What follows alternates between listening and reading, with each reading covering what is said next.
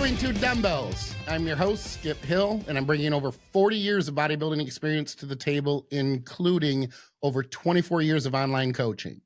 I'm joined today, as usual, by Dr. Marv, a.k.a. the Educated Meathead. I don't know if anyone has noticed, but his head's a little larger than most, and that's because it houses a ginormous brain. Typically, for each show, we posit a thought about a training exercise or training methodology, and then we deep dive into the minutia. Today, however, we have a bunch of questions. So we're just going to deep dive into the listener questions and basically make the entire show about questions. The cool thing is every time you comment with a question on the YouTube channel, you'll be included in a drawing at the end of each month to receive a Team Skip t-shirt of your choosing from the teamskip.com store. And you'll receive Dr. Marv's online bodybuilding anatomy course. So there's going to be a bunch of people in the drawing, Dr. Marv. Of course, your comment on YouTube needs to be more than just for the algo to be considered for the monthly drawing. We'll post the winner for the month on my Intense Muscle IG account, and we'll also reach out to the winner via YouTube. So instead of throwing a posit today, Dr. Marv, let's jump into the questions. I know a thing or two about training, but I've built a reputation in the bodybuilding industry for removing skin. If you have too much skin, call me. Remember, skin is overrated.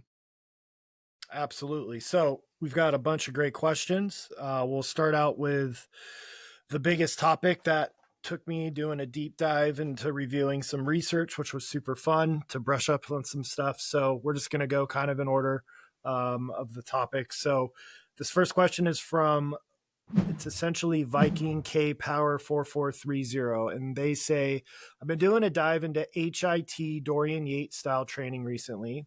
I'm curious to your thoughts on it and how to apply it to more modern training, since there are many studies and theories against 1 to 2 sets to failure or beyond per exercise. So essentially, what do we think of Dorian Yates style training, and how does it match up to what the research says? First, I think it's pretty cool going back, Dorian Yates style blood and guts. I mean, early 90s?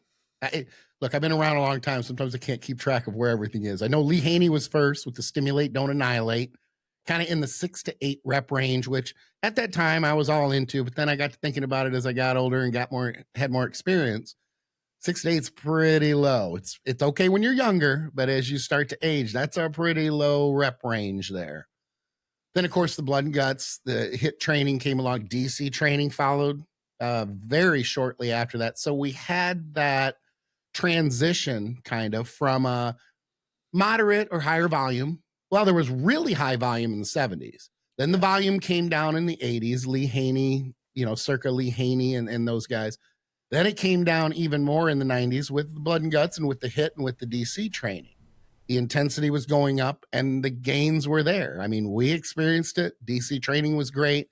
I did the blood and guts training for a bit. Didn't stick with it very long because I didn't like the ridiculously low volume. And I'll be honest, I didn't stick with it long enough to be able to fully assess. It may have been great because DC training was great. Now, I'm not saying they're exactly the same, but at the same time, they have a lot of parallels, I think, as far as the low volume and the high intensity. We on the same page so far? Yeah, and everything comes in waves, and it's largely due to who's the current Mr. Olympia. Sure. That's how everybody trains. And I think when we have these large shifts from high volume to high intensity back to high volume, well, yeah, of course you're going to grow because it's such a novel stimulus compared to what you've done. Mm-hmm. So keep that in mind. Yeah, well, the best training stimulus or the best training method is the one that you're not doing right now or basically the next one that you're going to do, because it's going to be different. When we make changes to our training, they're not typically subtle. We kind of get to the point where it's like, okay, I'm going to make this big transition and I'm going to do something quite a bit, different. One of the big differences that I think needs to be pointed out between blood and guts, though, and DC training, because I don't want anybody to say, oh, there's not any parallels. They're completely different. One of the biggest differences is the high rep Widowmaker style that DC training had. And I'm here to tell you, in my experience and the experience of a lot of my clients, those Widowmaker sets caused more growth in my legs and a lot of my clients' legs than the lower volume, heavier training. Not saying it doesn't work. All I'm saying is if I had to pick a time where my legs grew the most, it was during those high rep Widowmaker sets for DC training, to the point where when I was done with DC training, I still kept that Widowmaker style as far as training 15 to 20 reps to failure for legs and the volume low, and it worked incredibly well. Yep. Yeah. So, yeah, I'll get going on what the research says, but I'll say personally, Dorian Yates style training, DC training, fortitude training, like the whole lower volume, high intensity, depending on which camp you're doing, higher frequency, like that just made sense to me. Like I was like, oh, and I'm a logbook guy. Like I'm a numbers guy. Everything's a scoreboard in life. Like literally everything I do is a scoreboard. So to me, I was like, this makes a lot of sense, right? Other people, that's nails on a chalkboard. So I'm going to do my best to do very quick, but also a pretty deep dive into what the research says. Then we'll bring up Dorian's training, and then we'll talk about what we think of it. Because what I do like, though, is I am still incredibly low volume compared to yourself. So it's awesome. We're on two ends of the spectrum. So we'll talk about that as we go. Okay. So basically, in case you didn't know this, though, as training intensity goes up, training volume just has to go down, right? They have an inverse relationship. Okay. Now, why? Well, they don't have to. You can be mere dumb. Mortals. Yeah, mere exactly. Mortals. Yeah. So the example is Brandon Curry. When he went to Oxygen, he always was worried about overtraining. He didn't worry about overtraining and he grew like a weed. Well, most mortals can't do that. Correct. Yep. So you're going to eat it at some point if you're trying to combine. You can do it for maybe 2, 3, 4 weeks, but that's about it. So correct. Why every successive set at a certain point is less stimulating during a workout than the set before that. Now, why is that? It's fatigue. Now, fatigue is a very hot topic, nails on a chalkboard, but there's two main types of fatigue, right? And let me define fatigue. So fatigue, according to a study, because I have notes, is the reduced ability to perform or maintain strength due to decreased force output and increased perceived effort. So yeah, as we know, as we're doing a workout, our contractions aren't as big, we're not as strong. Duh. But why does that happen? There's two different types of fatigue. There's peripheral fatigue that happens during the workout at the muscular level. One study found about 80% of the fatigue they noted was peripheral in the muscle. And what's causing that is just metabolic disruption, super nuanced calcium ion stuff changes. There's a blood acidity shift, so pH changes. There's inflammation, blah blah blah. But peripheral fatigue is happening in the muscle. Okay, and that's the vast majority of the fatigue you're going to accumulate during a training session. Central fatigue is decreased central nervous system output from both your spinal cord and your brain, aka supraspinal. Now, this is grossly overstated, right? And a lot of people say, oh, my CNS. Even if you're able to induce central fatigue, the body bounces back very quickly. And what's interesting is, at least according to the data, longer isometrics or cycling causes a hell of a lot more central fatigue than traditional resistance training. However, I will say, let's talk about anecdote.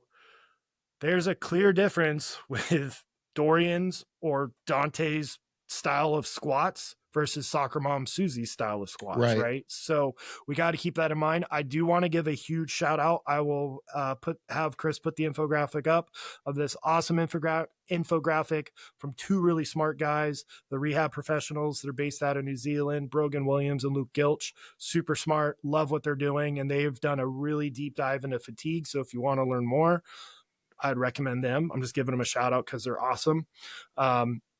So yes, fatigue, we do need to keep it in mind, but a lot of people just blame their poor performance on that. And it is multifactorial. So we got to keep that in mind. Let me piggyback off that though. And I will say one thing, because I agree with you so far in large part. But I do think in a deficit, the CNS fatigue can become a major factor. It's almost like if you have the peripheral versus CNS fatigue and you're in the off season, your peripheral starts to go up.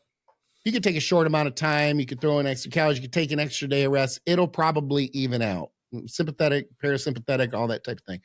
When you're in a deficit, though, I think that it tends to want to go up higher with the CNS fatigue, to the point where when you realize that there is CNS fatigue increasing, and especially the higher it gets, it's going to take longer to be able to reset the CNS fatigue and get it balanced out than it would if it was peripheral. Now, that's not to say you're going to be CNS fatigued and not peripheral. There's obviously a balance going on, and they're fighting each other in a sense.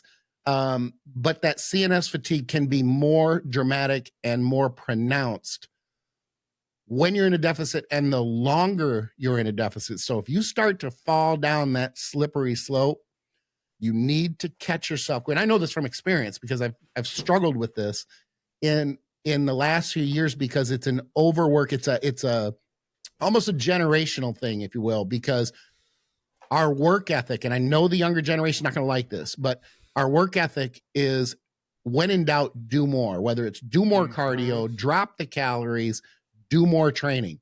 I will make this statement, and it's going to irritate a lot of people. Older guys tend to train harder than the younger guys. And I'm not saying it's right or wrong. I have done it to my detriment. All I'm saying is the work ethic is there, versus the younger generation is a little bit smarter.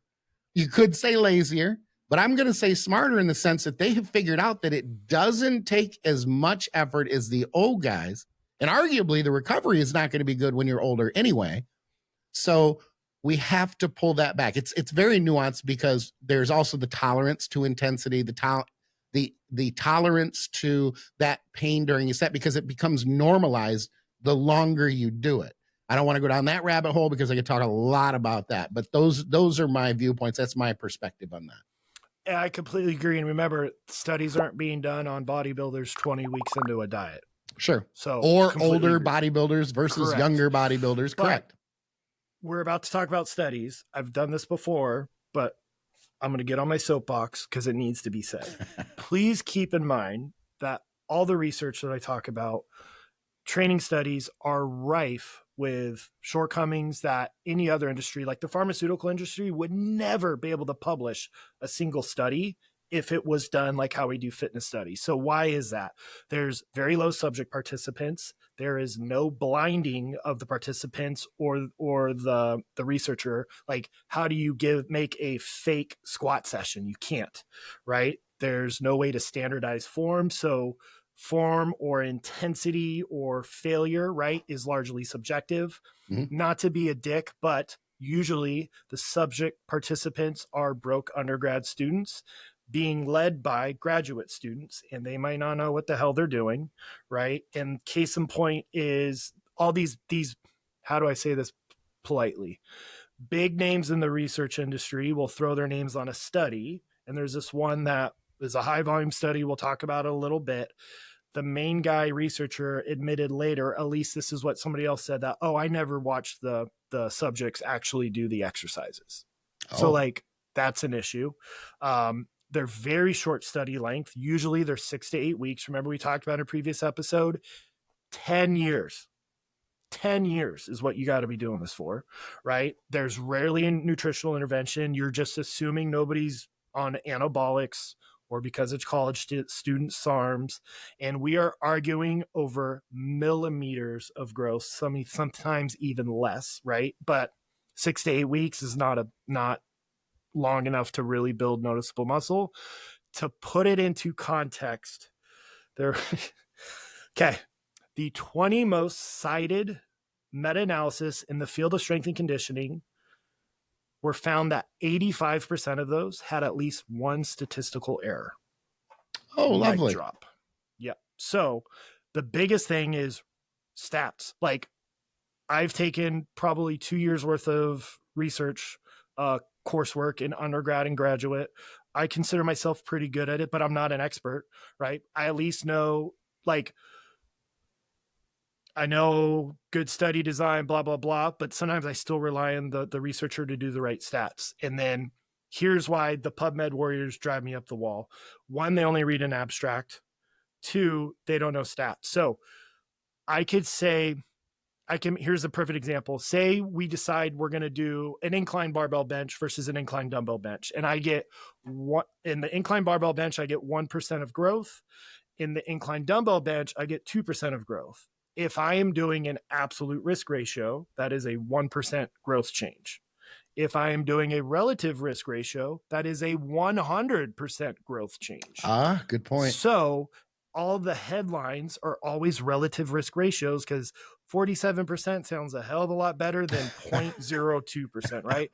And I guarantee you 99.9% of the evidence-based crowd don't even know that. And that is like day one research analysis breakdown. So just keep that in mind. Okay. So off my soapbox, I know I probably irritated people, but it has to be said. Again, I like this world we're in where, yes, we're finally saying, where's the evidence? But I've said it 500 times. It's evidence, anecdote, and experience or preference. So workout volume and muscle growth. So now we're switching gears a little bit because I did my rant. So there seems to be a clear dose to response relationship where increasing volume increases hypertrophy. But of course, there's a limit. Some people make it sound like it's ad infinitum. So I could find studies that support a lower volume approach, and I could find studies that support a higher volume approach. Exactly.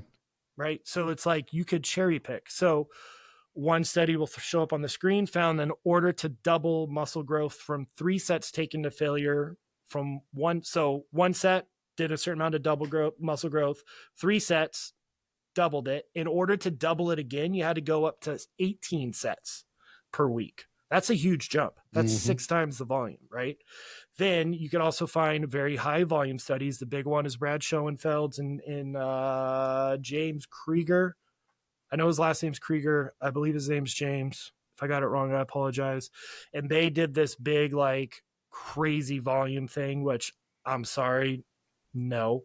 So their study was, and this is the one that one of those people supposedly never watched them do the exercises. So they had a group of people and they did 1, 3, or 5 sets to failure with 90-second rest. And they did this 3 times a week. And supposedly they did leg press to failure with 90-second rest 5 times, squats to failure 5 times, bench press to failure 5 times, lat pull downs to failure 5 times, shoulder press to failure 5 times, and bicep curls to failure 5 times. And the high volume group did that 3 times a week. No, I'm sorry. That's not physically possible. So that's just an example. But what did the study find? That study found that the higher volume, so the 3 to 5 sets per exercise per workout, had better hypertrophy in the biceps, middle of the thigh, and part of the quad compared to the low volume sets. All of them had muscle strength gains, but there was no statistical significance between the groups. So again, one study says, man, 3 sets seems to be sweet because then you have to go to 18 sets to double it. Another set says you could do 90 sets to failure per week and grow. Like, I would die if I tried to do that workout once. I think you would say the same. Well, and I think you have to factor in too that if you're in that group, you might want to hit that failure point just a little sooner. Yes. Psychologically. And how are you standardizing that? Right. Exactly. Yeah. I know if I were in that brain, let's take a 22-year-old, broke college student, if he's in that study, at some point you're going to be like, oh, I just failed. Oh, it's so hard. Yes. Because you just want the hell out of that set or out of that week. I would even say that maybe they trained a little harder on a Monday than they did on a Friday. There's a lot of variables. And it comes back to my feeling about the studies. I think it's great that we're studying it. I think the studying variables and the way that we're doing the studies is improving. I'd like to think that at some point we're going to have a lot more control over variables as we move forward. But the reality is you can't control and I understand it's hard to control every variable in any study, but this is such a gray area that this is why I tell people, do your own study. You're your own science experiment. We call it bro science, and it gets this negative connotation. But if you're assessing and analyzing the feedback, you know what those variables are, and you want to grade the progress based on what is the best. So you're not going to go, I get better progress with this, but I just don't like it as much, so I'm going to do that. You're going to go with what is providing more progress. So it's about the most honest, accurate science project, that a trial and error that you could do. I would want to give that more credit than anything that I would read from anyone in any publication saying what is better. I don't think I've heard anything from a training study that made me go, other than the statistical errors. That was kind of a wow. But other than that, there's nothing that has been so profound that I went, wow, you said they were similar. Every one of them progressed through all three groups, and they were similar. Okay, I guess I could deduce that ridiculously high volume, there wasn't an ROI there, or a very good one. Okay, but I knew that before you ever said anything. I think the vast majority of people, just from being sensical and logical, would be like, yeah, that's probably not going to work as well. Plus, you're going to walk around with horrible energy, likely low sex drive. Exactly. Yeah, Good. Exactly. It's amazing nobody's hospitalized. Your motivation to train. No one in that study was going to that study going, I can't wait to train. They were going, oh man, I got to get this checked. I got to get paid because I got to have beer on the weekend. And, I can't afford bologna sandwiches because I'm in college. So there's that. Completely agree. So, and then again, I'm not talking like Brad Schoenfeld is awesome. He's done some of the most to move it forward. But I like what they're doing. And I want to make that very, very clear. Yes. Coach Kassem, all these, I like what they're doing. And I also like, especially in Coach Kassem's situation, he is not all about this study, black and white. This is what it is. There's a lot of people like that. He changes his mind frequently. And absolutely. And I like that. And he balances out that practical application and the response that you're getting in the gym. He's basically just saying, take them both, weigh them out, find your best option. And that is in my opinion, the best way to approach it. I just don't think that to date that there is enough valuable information in these studies for people to take their training and not pay attention to what they're doing and what their progress is, and just rely on those studies. And a lot of people do that. That is kind of a trendy new, especially with people, the younger 20-somethings who are just coming in and they've only been in the gym or in the bodybuilding or hypertrophy arena for a few years. That's what they're doing. Yeah, and it's the S tier, A tier, B tier, C tier from research. Nobody knows. But anyways, I digress. One meta-analysis on volume probably gives us the biggest bang for our buck. So it looked at 6 studies comparing 12 to 20 total sets per week to over 20 sets per week, right? And then again, depending on which one resonates with you, you could argue it because they did biceps, triceps, and quads. Biceps grew best from the 12 to 20 rep range. Okay, is this total sets for the whole body? Total sets per week. Per biceps, 12 to 20 total sets for the biceps. However, per muscle group. I just want to be clear. For biceps, triceps, and quads. However, they were including like bench press as a tricep movement. So once again, limitations, but at least it gives us a little bit of insight. Triceps and quads over 20 sets won. So I do think what Greg Nuckols said about this study, I feel like a moron when I listen to him talk, is it does seem like 20 total sets per week seems to be the tipping point of diminished returns, right? So yeah, I typically go 12 to 20, I think is great for most people. I would die if I did more than 3 to 4 sets for quads per week. We'll talk about our training at the end, but I think that's a little bit better. And again, different body parts are going to require different volumes like we've talked about, and blah, blah, blah. So there's the volume discussion. Now we have the reps and reserve discussion versus going to failure. Because again, what do you prefer? So hypertrophy, reps and reserve, and failure. Similar increases in quad thickness in a study. Strength, no significant difference between the two approaches so long as volume was equated for. Duh. But so long as you do the same volume, same strength gains. Neuromuscular fatigue and recovery. So think the fatigue we're talking about. Yes, when you do failure training, you have increased recovery time compared to reps and reserve. That's why I would much rather have a scenario where somebody has to deload versus never take a deload, right? If somebody never has to take a deload, I go, if max hypertrophy is your goal, if you're not just the average, gym goer, but if you're trying to get as muscular as possible and you never require deloads, that's a red flag for me. RP and training volume, as you would expect, reps and reserves is better for higher training volume. Remember and lowered RPE, rate of perceived exertion. Remember their inverse relationship. So long as you're a human being and not a mutant, intensity goes up, volume has to go down. And enjoyment and preference, kind of like what you're talking about, similar. So they get similar results for hypertrophy and strength. So what do you like? Which, again, it's not dogma. So that's why we're not blowing up, because we're not doing dogmatic, ridiculous claims, right? That our way is the only way. But there's that. Now, two more things, and then we'll talk about Dorian's training. What about training frequency? So again, we'll throw a bunch of studies up on the screen that training a muscle more frequently, 2 to 3 times a week, led to more muscle growth. And I could also throw up a study saying training a muscle once a week led to the same muscle growth so long as volume was equated for.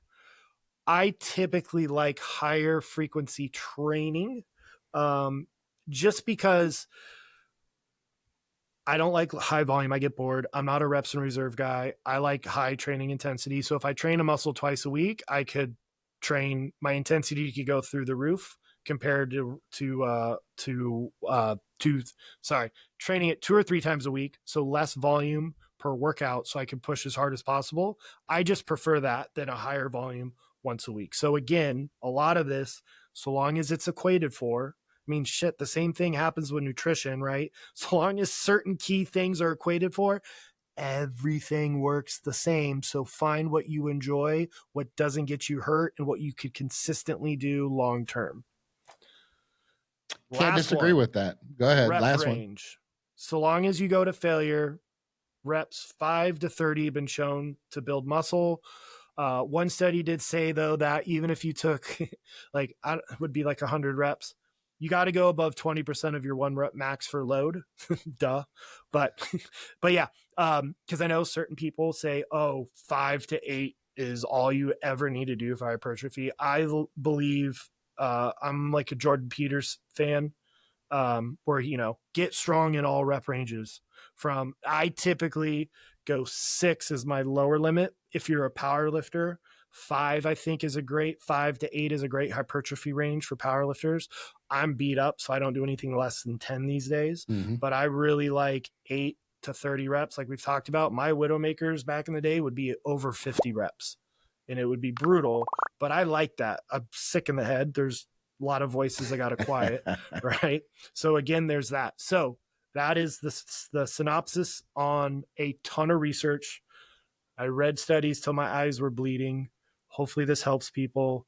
Essentially, what do you like to do?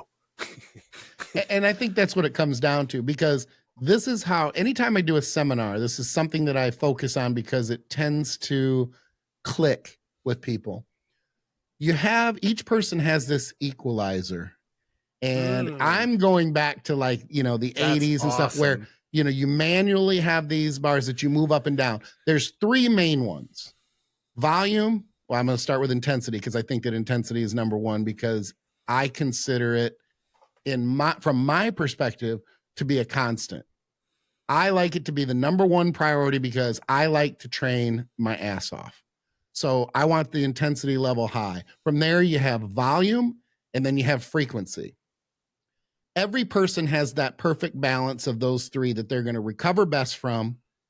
They're going to progress optimally, and they're going to keep things like inflammation, joint pain, to a minimum. Okay. That's one of the things with the higher volume that will get the older demographic sometimes is the increased frequency or increased volume. I don't think it's anywhere near as much intensity, provided the mechanics are sound. And the mechanics, I consider that a given. So when I talk about these things and all these training variables, I always just assume everyone's mechanics are dead on, and they're training like the first rep looks like the last rep. It might go a little slower, but there's no change in form or mechanics. So I go with those three. From there, the equalizer bar continues. There's a sleep, there's a stress, there's a nutrition, there's a supplementation equalizer, a super supplementation plus over the counter, all that. So it's a pretty complex equalizer, but if you focus on those three from a training standpoint, there's going to be I don't want to say a perfect combination, but there's going to be that combination with those three components that works best for you at any given time. That means, look, if you want to take your frequency up, okay, but you can't take them, as we said earlier, you can't take all three up. It may seem like, I just, God didn't make the rules that way. Okay. I always laugh and say, if God must have a great sense of humor, because I don't know how many times I've seen great physiques and then from the neck up, they're just ugly as hell. And I am one of them. I could not do men's physique because I don't have the look from the neck up. You gotta look good. So there's just this thing where you think the harder you work, the longer you work, the better the results should be, but that's not the case. So you have to play that equalizer to your specific combination to optimize your progress or your gains. Love it. Absolutely love it. I took a couple notes I didn't forget because you were rolling. So yeah, I've very similar. So I'm gonna use the equalizer analogy from now on. So I'm stealing that. Yeah, my order of operations: execution, effort, load is last. Those things are a given. And you said something, you kind of brushed over it. Your body cannot tell good stress, which is called eustress, from bad stress, which is called distress. So is what going on in your personal life going to make gains or prepping or putting on as much muscle as possible feasible? Because there's going to be time, if you're going through a divorce, a shit job, a breakup, a death in the family, you're depressed, like you're probably not going to get your best results, right? We've all know the person, if we haven't had it happen to ourselves, or somebody tries to do a show prep and it just, the body isn't responding. There's too much stuff going on, right? So it's never going to be constant. It's going to come in waves. It's going to be cyclical. So when the stars align, take advantage of it, because it's not guaranteed to always do that, especially as we get older. We have more responsibilities. Yes, usually people are getting beat up here and there. Hopefully you're not as beat up as I am, but stuff happens where you're going to have to be doing it. But yes, the body only responds to stress in the same way. So keep that in mind. So Dorian Yates, HIT, blood and guts. Now, I just relied on ChatGPT for his exact workout. It sounded right because I've watched Blood and Guts probably 100 times. So it sounded right to me. There's a couple things though of like what he counted as his working sets. Now this is through the grapevine. I obviously don't know the dude, unfortunately, but like, so my understanding was he would do back and biceps, chest, shoulders, and triceps, rest, legs, rest, and then probably repeat a workout and go from there. And, he would do a few warm-up sets, and then he's famous for his one all-out set. And a lot of times he would use intensity techniques or go beyond failure. But guess what? His final warm-up set is a working set for 99.9% of people. Right. So when everybody goes, oh, he only did one or two sets, I'm like, first of all, can you even get to 10% of his intensity? I doubt it. Like I remember Dusty Hanshaw talking about, he trained with him when he was like 20 years retired, and he still was the most intense person Dusty had ever been around in the gym. He's like, I can't imagine. Right. So there's that. Now, a typical back workout, this sounds about right, would be Nautilus pullover machine, 1 set of 8 to 10, a hammer strength or barbell row, 1 set of 6 to 8, underhand hammer pull downs or close grip pull down, 1 sets of 8 to 10, and then deadlifts at the very end, which is wild to me, but awesome. Then biceps, barbell curl, incline dumbbell curl, concentration curl, forearms, reverse bar curls, and wrist curls, right? So like that's pretty much similar. Kind of same with chest, 3 chest exercises, 3 shoulder exercises, 3 tricep exercises, legs. Leg extensions, I believe he started with every single workout. Leg press or hack squat, Smith machine squats. This said optional walking lunges. I don't know if he ever did. I don't know that I've ever seen a video of him doing that. That's what I was saying. I'm not so sure about that. And then lying leg curls, stiff-legged deadlifts, standing calf raises, seated calf raises. He's also famous for saying, do not take your calf training advice from me, because they grew from him just doing cardio. But he would, now I know he did forced reps. I know he did negatives. That's his training. Now, does that match up to what the research says? If you could be intense enough, abso-freaking-lutely. Mm-hmm. My problem, and I bet you'll agree with me, is how the hell, I almost dropped the F-bomb, do you know what 1 or 2 reps in reserve is if you've never gone to failure? Right. Like, no that's way. That's my issue. Yep. That is my issue. Like, you have to know where the line is, and to cross the line, you have to cross the line to know where the line is. So, yes, is it smarter to do reps in reserve? Quite possibly. I did reps in reserve end of last year. I grew really well because I've done low volume, high intensity for 6 years straight. I hated it. I was so freaking bored of doing. And for me, high volume was like maybe 8 sets for a body part in a workout. And I was so bored. But that's me, right? So I prefer rest pauses. We know I use a metronome. I prefer training to failure. Yes, I'm beat up, so I probably should stop doing that. But that's what resonates with me. So that's what I do. And then I believe you're like, because I'll maybe do 2 or 3 sets for my hamstrings for the entire week, and they are wrecked, and they're growing, and they're getting stronger. That's me, right? What do you currently do? Because I know you're a lot higher volume than me. Yeah, I consider 8 to 10 sets relatively moderate. Okay. I'll only hit 8, 9 working sets for chest. I may hit 11-ish, 12 for quads. But a lot of times I catch myself and I have to pull back a little bit. My perspective on intensity is this. I'm not big with rest pause. I like my reps I prefer them to not be below 10. If they start to fall under 10, I don't want to get under there too much. And it might be the second set where, okay, I hit 9, or on occasion I'll hit 8. Mechanics are so important to me at my age that I don't want to run the risk of any type of shift in my hips when I'm training legs. Because of my history of lower back issues, I'm injury free. I want to stay that way. I am cautious. I train smart before I train hard, but I still am motivated to train as hard as I can train. When I get into a deficit, like right now, I have to pull back. I literally fell off a cliff about a week and a half ago and went, wow, I went from off-season type workouts with off-season gains and pumps to within a week, woof, like, okay, all of a sudden, like a brick to the head. So I took her deload, and I spoke about that a little bit, about how those are so important when you're in a deficit and in a prep phase, and people do not want to do that. They find that odd. Well, I'm not pulling back. The pedal needs to be to the floor.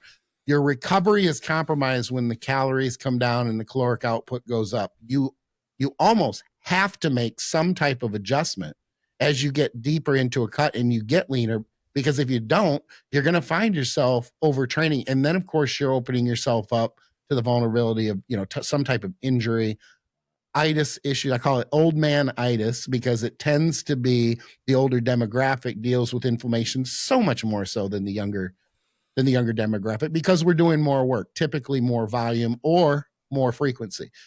I don't have a problem with frequency. I don't have a problem with people doing it. I don't have a problem with it myself until I factor in the amount of volume that I want and the intensity that I want. Again, coming back to the equalizer. So if the intensity is pegged for me, and I consider that failure. If I am getting to failure, I don't necessarily have to fail, but that last rep is clear to everybody in the gym that he's not going to get another one. Now, in my defense, usually 2 reps or 1 rep prior to that, you might be surprised I still got another one with the form that I got. There's a lot of control and the mechanics are sound. And I've been told that a lot. I didn't think you were going to get 2 more. So the intensity is there, but I'm not surpassing Dorian, and I'm not going to have people go, man, he's the hardest trained dude in this gym. But no one is going to say I'm not training my ass off. And that's important to me. It's something that I need to come out of the gym. I don't want to say feeling accomplished, but that I put the work in. I would rather, if I have to err on one side or the other, I'm going to do more work and fail versus doing less work with the potential to fail. That is just not, and that's the way I think a lot of the older generation approaches training. Good, bad? No, I can't say. It's just an individual type thing. And I want to add this. I think deads at the end of a back workout for bodybuilders is a great idea because I think doing them at the beginning exhausts your entire system and especially the complex muscles of the back, that if your erectors are already shot, how are you going to do barbell rows and everything else? I look at deads at the end of a bodybuilding or a hypertrophy workout as optimal, as optimizing your back training, because everything else, all the little muscles from the teres to the lats to the rhomboids, little compared to the erectors, I guess is what I'm saying. They're already kind of pre-fatigued. It's almost kind of, if we have to go with a Weider principle, it's a pre-exhaust. And then you're finishing with arguably the most vulnerable, movement that you're going to do for back, but your erectors are relatively fresh. So you shouldn't really be in a position where there's a vulnerability, I don't think. I may have picked it up from him because I've done it that way for so long and programmed it with clients for so long that way that I still get that question. Well, why would I not do them at the beginning? Because if you do them at the beginning, then you're kind of putting yourself behind the 8 ball with the rest of your back training. Yeah. And so with fatigue though, remember that's in very specific scenarios. Anecdotally, we know when you do heavy spinal loading, it takes a hell of a toll on the rest of the workout, your output, your recovery time. The more spinal loading you have, the more time you need to recover.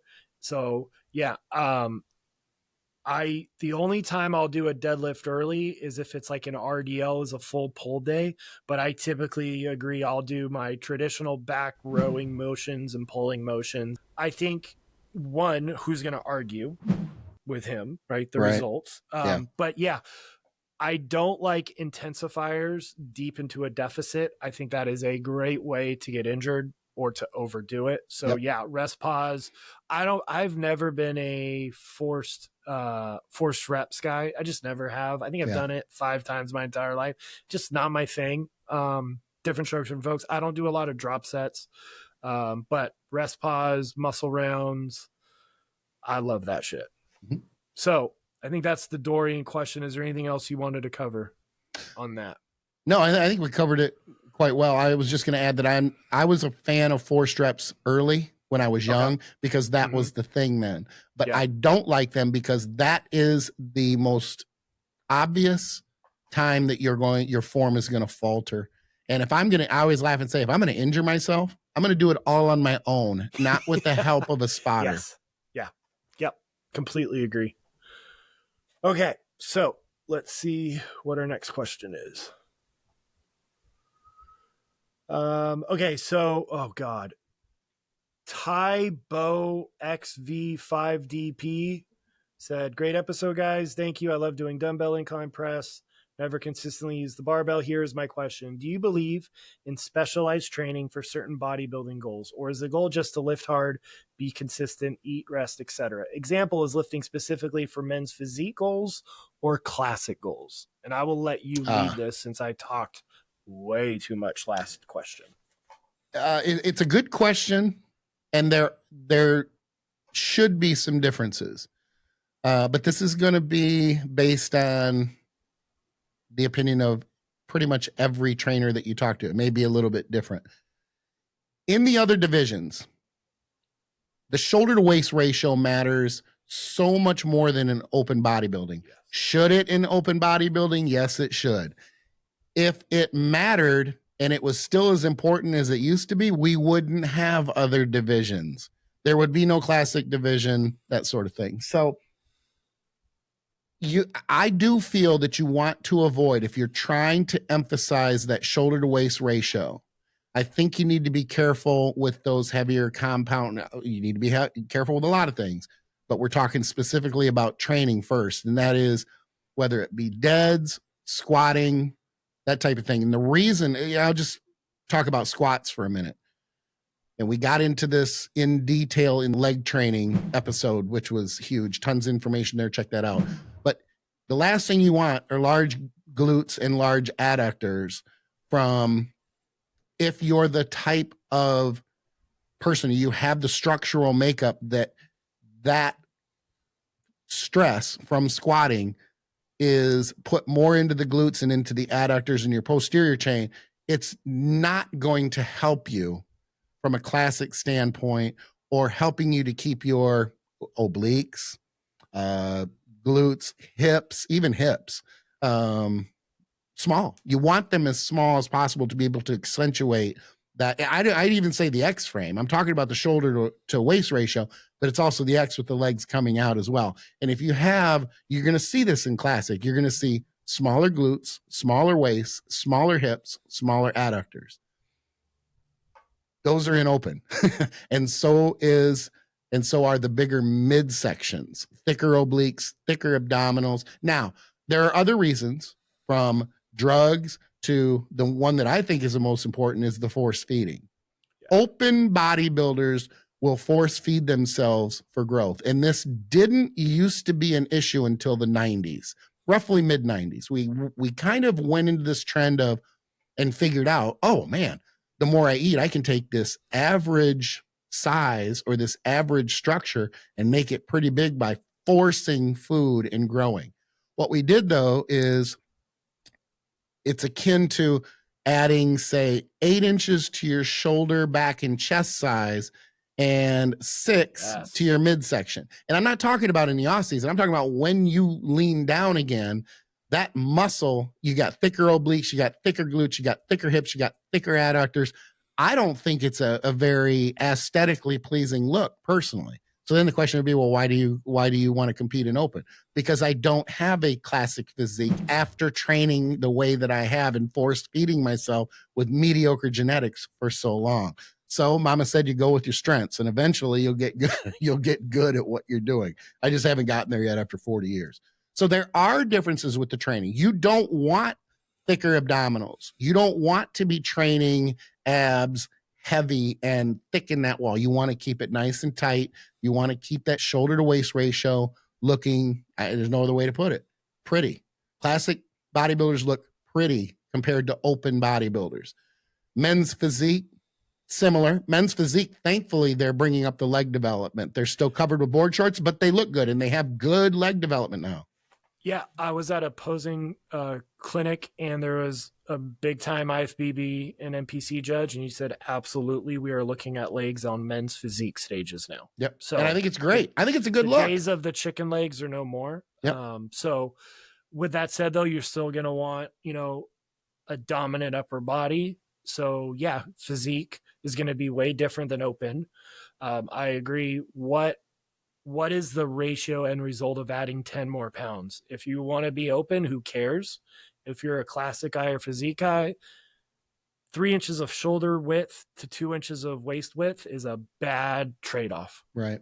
And upper So- back versus lats Yep, even is correct. important. You want lat detail, but you need to be putting as much size in and around those shoulder blades and the rear delts and the shoulders as you possibly can, because the wider you get up top, the better you're going to do.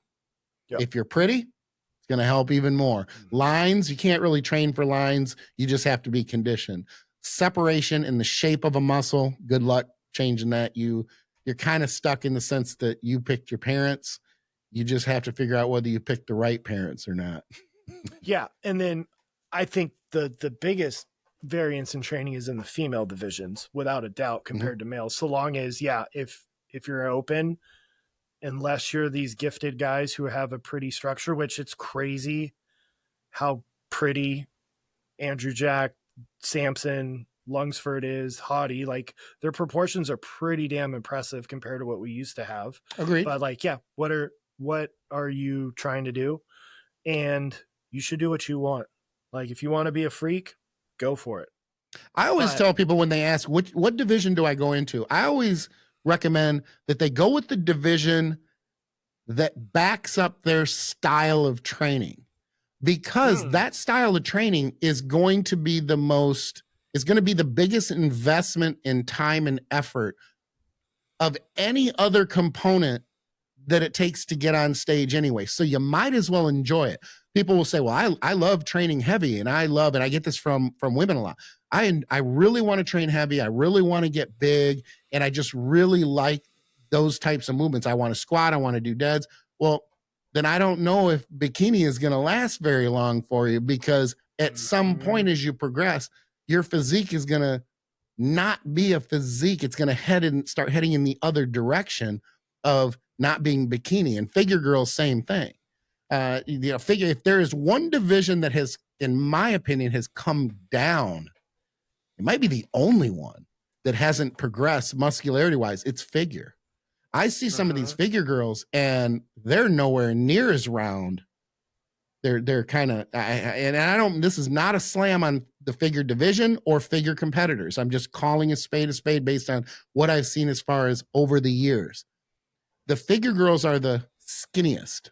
They're typically tall, they're thin, and they're the smaller ones. Bikini is becoming much more, it's rounder. It used to be essentially a Hawaiian tropic contest. We used to have those at bars in the 80s, the Hooters girls contest, things like that. So it's nice to see that bikini has progressed. It's nice to see that all the men's physique has progressed. It's great. But I don't think figure has progressed. It's the only division I think that hasn't. It's almost kind of regressed, not in a bad way, but to make that division different, it hasn't progressed at the same rate the other ones have. Yeah.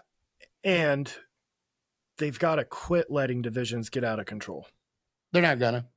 They're not. And the reason I say that is just because it's more money. It puts more people in the seats, and it brings more people into the competitive arena in our industry. And I don't think it's necessarily bad, but it just becomes so much when you go to a show. It's tough. You're there. Let's be fair. Most people are there to support someone that they're there to see. Yep. Very few people go there for the day and go, oh, I just can't wait to see every division and the 172 people in the bikini, and people don't do that. You go there for one or the other typically, and you're there to support someone specific. Yep. Cool. I think we covered that. So I know soreness doesn't equate to growth. Upper chest being sore after incline should be a good indication of how well the movement is working for you. Is that true? That is my question. Thanks. You know what? I'll real quick. I want to hand it off to you, but I will say this directly to his question. You could do a useless movement the first time that is not even mechanically sound, and you're probably going to get sore from it if there's effort there, because the body is not used to, the muscle is not used to that stimulus. That to me does not make it effective. There is a psychological component that we all like to be a little bit sore, but I'm going to hand it off to you because you've got the data and you've got the studies that can kind of dig into this a little bit more. Yeah, you nailed it. So what causes soreness? It's unaccustomed or intense exercise, especially with an eccentric contraction, because we know concentric only creates way less tissue damage, which is why in a rehab scenario, you start with isometrics first, then you go to concentric only, then you go to eccentric only. That's why resistance bands will not wreck you like traditional free weights. And let's break it down even more, just for those who may not know, concentric versus eccentric, negative versus positive. Yep. Do you want to cover that? Do you want Well, yeah, I'm just saying so that people understand that, the isometric is a hold, concentric is essentially the push. Well, maybe not the push. So when I'm doing a curl, I'm shortening the muscle under load. That's concentric, AKA positive. Contraction, concentric. Yep. As I lower the weight, my muscle lengthens under load, eccentric. Isometric is when you just keep it still. And then isotonic is when it's the same exact speed and force throughout. That requires special machines. So muscle soreness, delayed onset muscle soreness, DOMS, right? That peaks 24 to 48 hours after. So yes, it's just you're doing a new movement, or the movement has a lot of stretching in it, or there's a lot of negative eccentric loading. So it's caused by muscle damage and inflammation, right? Inflammation at both the muscle itself, kind of like the peripheral fatigue we talked about. And then there's even neuroinflammatory pathways in the spinal cord we're finding, which could increase DOM. So now the spinal cord is being involved. What was new to me, which makes a ton of sense, is now we're considering connective tissue involvement. So fascia. So we know fascia is the new organ system. Like, it is completely changing what I do in my office. And folks who are behind the times and not adapting that fascia as a new organ system model, I'm sorry, you're going to not maximize patient outcomes or results. So fascia, it's between your skin and muscle. It's that clear film on a chicken breast, right? It has 10 times more nerve fibers than muscle. Let that sink in. 10 times more nerve fibers than muscle, right? And so we're thinking that is a bigger signaler of the delayed onset muscles than even muscle tissue. So muscle is your engine, fascia is your transmission, and fascia is what connects everything in the body. So a guy smarter than me, which ain't hard to do, Thomas Myers, traced lines in the body, right? That's why there's that line, we've talked about it, that goes from your forehead all the way up down the backside of your body to the bottom of your feet. It's called the superficial line. Superficial means just near the surface. You roll out your foot for a minute. So take a lacrosse ball or a baseball. Well, actually what I want you to do is reach down, touch your toes, see where your hands end up. Roll out one foot for a minute.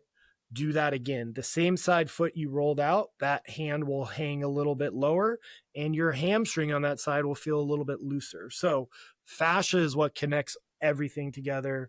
So that song about the knee bones connected to the hip bone, blah, blah, blah. The leg bones connected to the knee bone. It's kind of true, but fascia is what really ties it all together. So now we're considering that is probably a bigger trigger, which makes so much sense to me than muscle. So the moral of the story, though, is delayed onset muscle soreness associated with muscle damage and inflammation, but it is not required for hypertrophy. In fact, crippling soreness, your body, that means you've tipped the inflammatory scales too far. You're probably not going to grow. You've created a bigger deficit. It's like what Dr. Scott always talks about. You want to dig a ditch when you're training. So when you recover and you put dirt back in, there's a little bit extra dirt than the ditch you originally dug. No getting a caterpillar out and doing a full-blown excavation when you're new to training, you're coming off of a break, blah, blah, blah. So the problem is when people try to actively reduce delayed onset muscle soreness, most times it's actually inhibiting gains, and gains with a Z, both muscle building and cardio. So icing, like cold plunges, God, I can't stand them. And people I feel the same way. Yeah. People think it's just this novel news that they inhibit muscle protein synthesis. We've known this forever. So taking a bunch of anti-inflammatories, like a bunch of ibuprofen around your workout, for the most part, will reduce muscle growth, except in senior citizens. One study found. But remember, Skip, you already said, as we age, our body's inflammatory processes get a little skewed. Mm-hmm. So that was pretty interesting. In younger folks, ibuprofen or NSAIDs or whatever they were using in the study, I'm going from memory, right? will inhibit muscle gains. That's why I'm not a big believer of taking a ton of antioxidants around the workout window. But I will give people 3 things that can reduce soreness as well as improve performance. Taurine is one of my favorite amino acids. It's dirt cheap. Nobody talks about it. I know we're doing nutrition. I love the stuff. And magnesium. You could take both around your workout window. It'll reduce some of the soreness without messing with the natural inflammatory response, because you have to have inflammation for the body to heal. We're trying to break it down to come back bigger, faster, stronger. And then I got to feel like I was kind of smart, because a study just came out about BFR where they're doing something called ischemic conditioning. So it's still the cell swelling protocol I talked about in episode 3, where you put cuffs on, 5 minutes on, 5 minutes off 3 times, right? The study just came out. However, they didn't do a percentage of what's called limb occlusion pressure, which is how much pressure it takes to completely cut off arterial blood supply into a leg. They did 100%, which I was like, I haven't had the guts to try it yet. I've always gone 70 to 90% for legs, 40 to 60% for arms. But regardless, in terms of like study design, it was pretty decently done. Of course, not enough subjects, blah, blah, blah. But they actually had a control group. They had a baseline comparison group of just foam rolling and stretching. They also had a group that did this ischemic. Ischemic means lack of oxygen blood supply, or lack of oxygen technically. So they did it before training, they did it after training. The group that got the best benefits with reduced inflammation, improved recovery time, I'm extrapolating you would get better muscle growth, but we don't know yet, is doing it afterwards. And the more often you did it with your training, the better it got. So magnesium and taurine around the workout window. I like taurine before. Magnesium could be before and after. And then get cleared by a medical professional. So need to be very clear about that before you start completely cutting off blood supply. But that is a brand new study that came out that's pretty novel. I have been doing something similar for years and have been getting great results with myself, patients, and clients. So that was pretty cool to see. The soreness, I'll wrap my perspective up with this. Debilitating soreness, I'm completely with you. I think you're digging a very big hole, and it's difficult to get the dirt back in, like that analogy. I prefer to come off of a workout and have very, very minor soreness that I'm probably not going to notice unless I contract or go, oh yeah, okay, there's a little soreness there. More importantly, or equally as important, I want there to be a fullness. I want the muscle to feel like it's full versus flat, like I've let air out of a balloon. Those 2 things make me feel like, okay, that was where I want it. I would also go so far as to say this: if you're going to err on one side or the other, and I know this is not psychologically what we want. Everybody wants that soreness. Oh man, I had a really good workout. But the best or most optimal way to recover, to gauge your recovery, I think, and your ability to progress, could arguably that there is little to no soreness. Because that right there will give you that more full, the muscles will feel full, almost kind of pumped. Mm-hmm. But if you're constantly getting sore, they're going to feel pumped because they're inflamed and they're sore. But as that soreness comes down, you literally will have a feeling of a balloon without enough air in it. And that signals, in my opinion, with my own training, tells me going too hard. I'll even say this: my legs over the last few weeks, certainly the last 2 before I needed the deload, were brutally sore. And I remember thinking to myself, man, I didn't do anything really any different. I didn't change anything that was radically different. It's just that my recovery was coming down and the intensity, I had not changed anything on the equalizer. And then I was forced to with a deload. Yeah. So like to this guy's question, give the incline pressing like 2 or 3 rotations and then see, are you still a little bit sore up top? Because then by then you would expect your body has acclimated. Because I could destroy a men's open bodybuilder with a 25-pound dumbbell doing brutal dumbbell leg curls. I mean, I could make it to where they could barely walk, and I just make them go to hell with 4 reps with 1 single set because it's so novel and there's so much eccentric loading. You'll be wrecked. I love the pump thing, because that means your body's, there will be a little bit of inflammation post-training. Your body's storing extra carbohydrate, which is known as glycogen. That's why when you don't train after about a week, you have on average about 20% less glycogen stored. That's why it looks like you deflate when you go on vacation.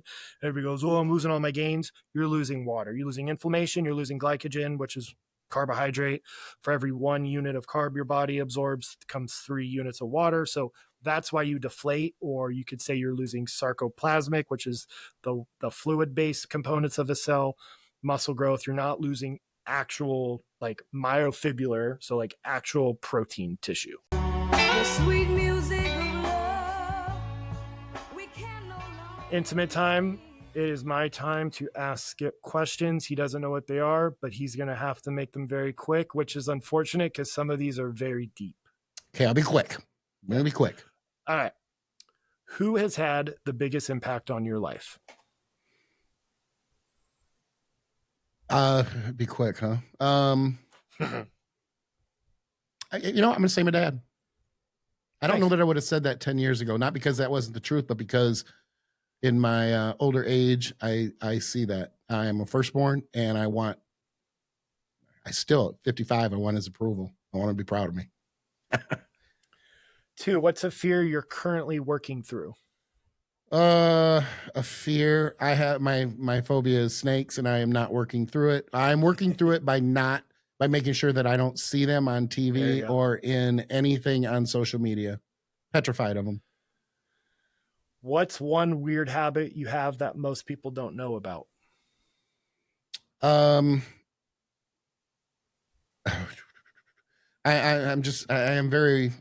not OCD, but I do like, if things are not in their place, and I like familiarity. The older I get, the more it is. I miss an exit and I get anxious until I'm back on my route. Number 4, what's the most useless talent you secretly love having? Useless talent. Several, I'm sure. Which one? I always know when my wife is full of shit. We'll leave it at that. Literally or figuratively? Yeah, no, we'll leave it at that. All right. What's the most ridiculous lie you believed as a kid? Ooh, I know what I want to say, but I'm not going to because I don't want to. All right, that's fair. Yeah, I'll go with Santa. Okay, that's a safe. Yeah. Oh, I was so mad. I was like, why? Why the hell did we do this? All right, if you could teleport somewhere tomorrow, so there's no airplane, there's no layover, there's no jet lag, you go anywhere in the world, where are you going? Is it the same time? Like I'm not going back or forward in years, right? Nope. Just you get to that's teleport easy. Anywhere in the world. The Bora Bora 4 Seasons. All right. Your wife comes home and says she got accepted to go on The Amazing Race. Would you do it with her? I wouldn't want to, but I would, because if she really wanted to do it, I would do it. Okay. I'm trying to get my woman and her sister-in-law to do it, because they watch it and they strategize. And I'm like, just do the damn thing. Good God. Okay. You could get either your dream car or your dream boat for free and no questions asked from a Colombian drug lord. Which one are you choosing, and what is it? Gosh, it would probably be a boat. Okay. And it would be, it wouldn't be anything. Oh, gosh, dream, like money's not an issue. I'm sure I would be a yacht guy, but I wouldn't want the super mega yacht type thing. I just so really much upkeep. Yeah, and I'm assuming that because it's free and I don't have to pay for it, that maybe there'd be a staff or something. But yeah. I tell you what, my ideal boat really would be like just a cabin cruiser that is bigger, like maybe like a 40-foot cabin cruiser. I think I would get the most use out of that, because I wouldn't be out on the ocean as much as I would want to be in the intercoastal down here, with like not necessarily sandbars and stuff, but that type of thing. I wouldn't jet off to the Bahamas, and I'm not that. Okay. So you're on a deserted island. Which 3 albums are you listening to for the rest of your life? Oh, okay. I'm going to go with, this is going to be kind of all over the place.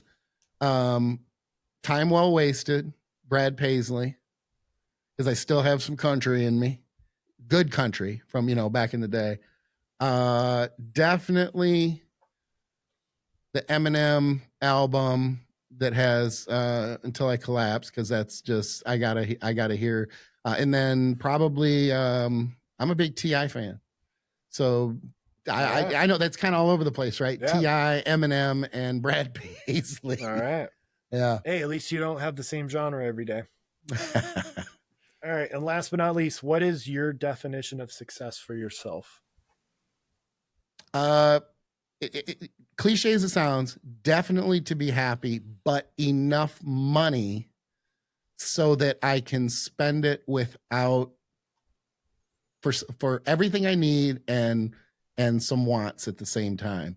Security, I guess, needs to be thrown in there too, just so that I don't have to worry about being destitute. Awesome. All right.